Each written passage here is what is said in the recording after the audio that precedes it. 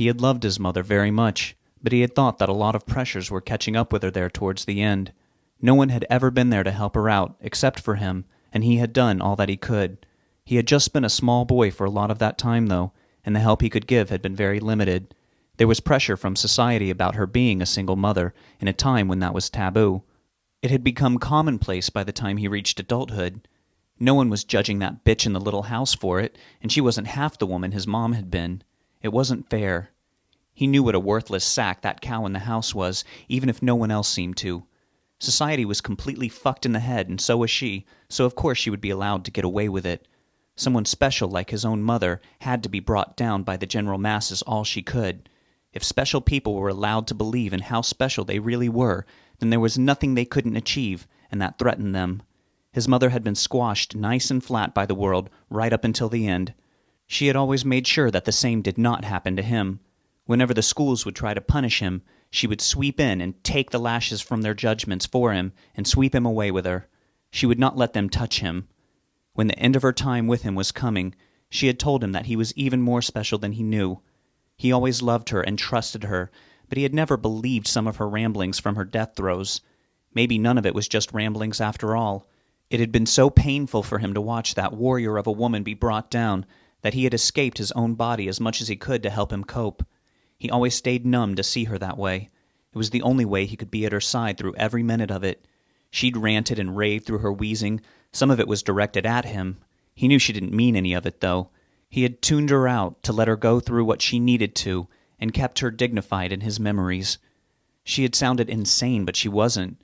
She never had been. She still couldn't have meant the hurtful things she had said to him. That had just been everything else finally getting to her, and he had been the only one there to go off on.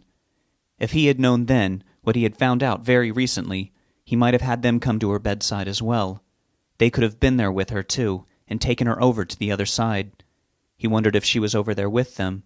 Maybe she had become one of them. Maybe she was guiding all the information and them to him. Her bedside lamp had not been off the entire time she was struck down. She had insisted on that. Maybe it would have been better, in hindsight, if he had just gently clicked it off and put it out of her reach and left the room. The county had come and taken her body and had her cremated with a lot of other people who weren't afforded the luxury of a funeral. She had just been burned and dumped in a mass pile of ashes with all the other unclaimed bodies. He knew that was what happened. He had not claimed her. He could not afford to. There were eviction notices on the door on a regular basis, and the fucking bank took the house back as soon as she died and left him with nowhere to go. His eyes were adjusting to the darkened bedroom inside. He put his face close to the window and brought his hands up to cup his eyes to help block out unwanted glare. The bedroom was totally empty. The crib was gone. He looked around some more to make sure he was looking into the right room. He had not gone into it much, and sometimes things were hard to remember, but there was that blue elephant that she had painted on the wall for the baby. She had wanted to turn the room into a nursery and asked him to help, but he told her that it was only going to be a baby for a little while, and very soon would need to be a man's room. He refused to pansy up the place for her, or for it. She had probably brought down the property value of her house by putting that ugly shit on the walls. Where the hell was everything? Even the carpet was gone. The floorboards were bare. He had wanted to avoid that bitch altogether and just get in better favor with the demons. He was going to go into that particular state and call them to come and take back the baby. That was what they wanted, and he would prove to them and to himself that he really was someone special. He was not just some flake with a crackpot idea. He knew they wouldn't just burst through the outside wall and take him too. He was too important and valuable to them, and he would make himself even more so. He couldn't do any of it, though, until he found the brat. He was pissed. His mission was already being fucked up for him. Maybe that bitch had moved him into her room so she could overmother him and fuck him up even more by having him sleep in the bed with her. He was not having any of it. He stomped towards the front door and almost tripped over something hiding in the untended yard. That pissed him off even more. That bitch wasn't taking care of anything. He walked up the few stairs to the front door and pounded his fist on it. He would let her have it. Cherry opened the door but kept the chain lock on. She peered out nervously at him through the few inches she could see through. "Dan? What? You're back?" "Where the fuck is he?" he demanded. She looked down at the floor inside. "Answer me, goddammit!" She looked back up. "You really don't know?" There were tears in her eyes. "You really don't know anything about it?" What the fuck are you talking about? Oh, Dan, he's dead. Somebody killed him. What? He was disappointed. I thought it was one of your bookies trying to make a point or something. The cops think you did it. They said that you had another child who was disappeared too. He looked around quickly. No cops were in sight, but he felt like they could jump out from the bushes at any moment. They're lying. Open the door. Let me in. Where have you been? Open the door and I'll tell you everything. She closed the door in his face. She then began fumbling with the chain to unlock it. She began to open the door again. He pushed it open as hard as he could. Cherry stumbled backwards a few steps from the force. What the hell is going on? She was then the one demanding to know. He did not like her tone. What kind of game are you playing here, Cherry? She took a few steps forward and tried to defy him. You walked out on me, on us, and I always hated that you called me that. Call me Cheryl. He backhanded her across the face. She was silenced instantly.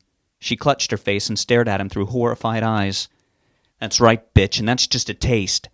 He had never hit her before. She was only the second woman he'd ever married. There had been plenty of other women between the two, but he had tried to get it right the second time. He really had tried. Both women had turned out to be no good.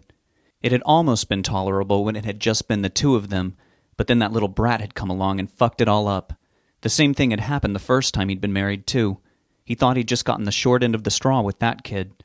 That had gone terribly wrong. There was no way it could go that badly again. That last time had almost killed him. It had already been starting to look like an all-too-familiar scene to him the second time around. He couldn't believe it was happening again. There had been some other kids in between. Some of the bitches had forgotten to take their pill, or maybe they had tried to trap him. It had done no good, though. He had not been attached to them, and he had bailed free and clear. With Cherry, he had wanted to make it work. She had met him at a bar, and had taken him in, and had been great in bed. That was the second time he felt like he could be with someone forever, someone deserving, since he had been young and stupid enough to try it before. It hadn't worked out, though. Not at all. That brat had practically destroyed her on the way out, and then tried to destroy him, too. He had left before it turned into another domestic drama. He didn't play that game. He could hear neighbors playing it in every suburban neighborhood he had ever stayed in, but he always swore that he would not be one of them. He had been trapped by the game once or twice before when he had tried to fix his first broken family, but he had bowed out of it before he became a retired champion. He had seen how it could be all too easy to stay in the maudlin game. It got you in and sucked you dry. He had beaten it, though, and had escaped it again when it tried to happen to Cherry and him. Where is he for real? Dan, she was crying. He really is dead. Oh, Dan, I'm so glad you didn't do it. I didn't really think so, but the police were starting to make me wonder. Who do you think did it? What happened? Well, he was crying, nothing unusual, and I was trying to sleep. I took a Valium to help. I needed to. I heard some noise like someone trying to break in. I was so out of it. You had left, and I was so stressed out. Where were you? She trailed off in tears. What happened to him? I ignored the breaking sounds at first because I was so out of it and I couldn't tell where it was coming from. I thought it might be the neighbors. I got up the second time I heard the noise. I went to his room, but he wasn't crying. I knew something was wrong. He wouldn't have slept through that racket. I went into his room and there was blood all over his crib and on the floor. It trailed across the room. I had to clean up all those little droplets of his little blood. They trailed off at that elephant that I painted for him. More tears ran down her cheeks. Who would do such a thing? Why? You had just left, so I thought... He understood what had happened.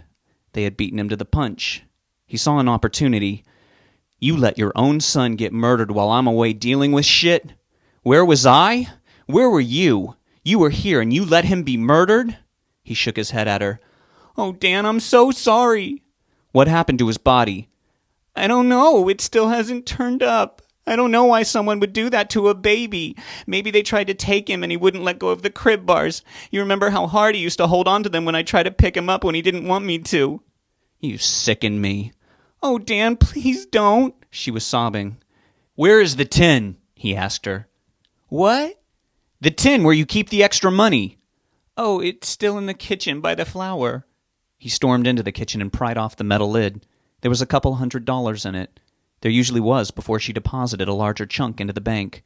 She made mostly tips at the clubs she danced for. Dan, I need that money, she pleaded. I need it more. I'm going to hire a private detective to find out what the hell happened to our son while he was in your care." She sniffled. "The police are already doing everything they can. They're still looking for your other kid, too." "You or them are lying about that. I want answers. You owe me. You owe my son." "Fine, take it. I want to know, too."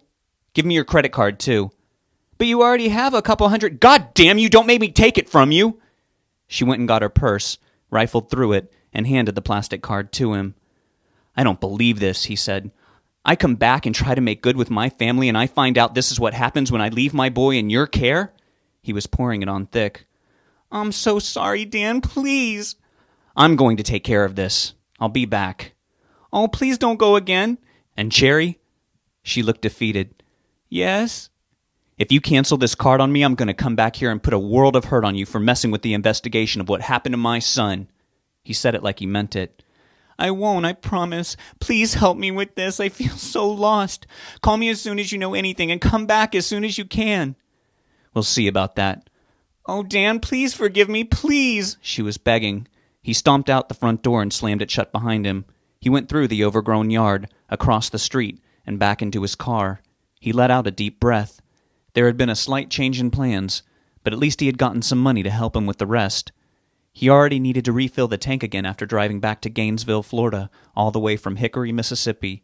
He tried to think of another destination in between, where he was and what he eventually had in mind.